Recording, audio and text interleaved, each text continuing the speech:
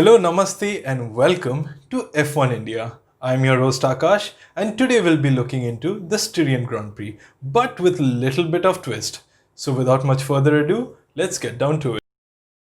Free practice started on a very sunny day. Track temperatures rose to 53, really hot as someone would say. Keeping the cars on track was really very hard, and timings were cancelled as the track limits were missed by a yard. Teams started treating the sessions as qualifying, and seeing Ricciardo's crash was really very terrifying. It was good to see that he came out safe and sound, as the skies grew dark with the clouds on the background. Qualifying started with some heavy pouring rain, and the fans prayed on for the session not to go in vain. The session had brought out the driver's skill. As George Russell, his P12 was really a thrill.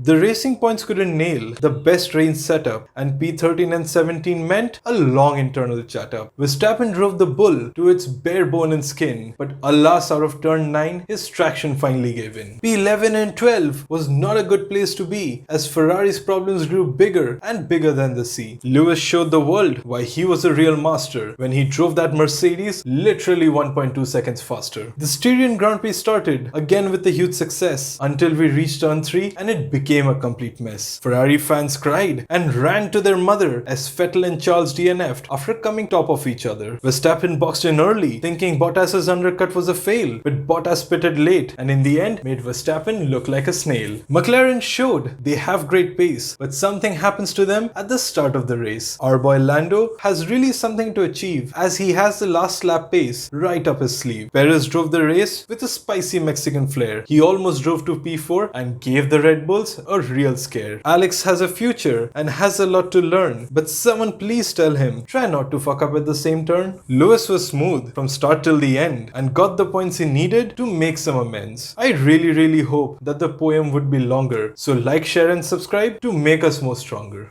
So guys, that was it from us for the Styrian Grand Prix. I hope you really liked it, and if you want a detailed analysis and report of the Styrian Grand Prix, head over to www.f1ind.wordpress.com, or you can head into your podcast listening apps and type in f1.ind. So thank you so much for listening, and we'll meet you after the Hungarian Grand Prix. Till then, stay safe.